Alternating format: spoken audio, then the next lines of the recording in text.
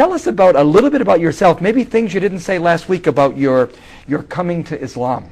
Well, yes, when I first was introduced to the subject of Islam, I was not interested in a new religion. In fact, I was very happy with what I had, and I was trying to convert a Muslim to become a Christian. Because you were a pastor.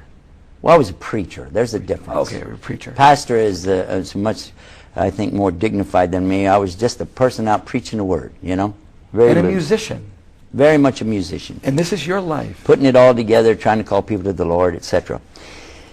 Along the way, the man said something to me that struck me really hard, because he realized that I was proselytizing from day one. Okay. 3 months into it, we were working together, and he knows I'm trying to convert him. He could see in every discussion, every argument, that all I'm trying to do is do what? Just convert him. Well, he told me at one point, he said, you know, I'll go to your faith. I'll be a Christian if your religion's better than my religion. And I said, whoa, wait a minute, I've got him. I've got him where I want him. I got the fish on the hook. Because, as we're going to cover in this program, there are a lot of things you have to do to be a Muslim. Oh, yeah. A lot. We'll talk about it. But one thing was, I said, from what I'd heard from him and seeing him 5 times a day doing his rituals, I said, you don't have to do that in Christianity. You don't have to fast an entire month. You don't have to give something called zakat to the poor. You don't have to. It's nice if you do. And you don't have to go halfway around the world to go to a box in the desert and do all these rituals. You don't have to do that. And you don't even have to be nice. It's better if you do, but you just want to be a Christian. It's pretty simple. You know, really, it's what you say. Yeah. But then he finished the sentence. He said, I'll go to your faith if it's better than my faith, but you'll need proof. And I said, man, religion has never been about proof. It's about faith. That's it. That's what religion is. He said, in Islam, we have both. We have proof and faith. And listen to this. I said, you mean to sit there and tell me as a Muslim that you can prove there really is a God? And he said, do you mean to sit there and tell me as a preacher of Christianity that you can't?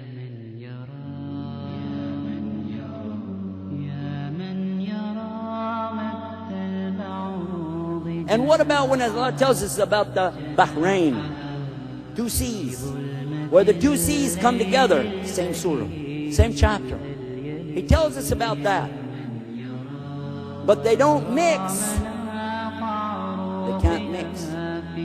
And when Jacques Cousteau, the eminent scientist from France, discovered this amazing situation where the Mediterranean feeds off into the Atlantic Ocean, these 2 big seas coming together, but they have 2 different salinities, different amounts of salt, 2 different temperatures, 2 different densities, 2 different life forms, not the same. And when they come together, that one stays inside of the other, but they don't mix.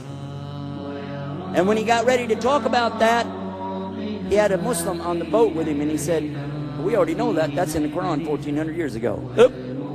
Yeah, we won't make that then into anything. Leave it. Then, when this book talks about when the river of sweet water pours into the salinity of the salt water, and they don't mix. And you go to the Mississippi River, and you find the same thing that it says right here. And it talks to us in here about the stars. It talks about the moon and the sun and the earth and everything that Allah created, and describes them in detail, and tells us that the earth is doing what? Turning. The same thing like when you'd make a turban, turning. The earth is turning, and nobody believed that back then, because you don't feel the earth turning, do you? So we assumed that the earth was the center of the universe, and that the sun was going around us, what we thought. But it mentions that even the sun is in orbit. The earth is in orbit.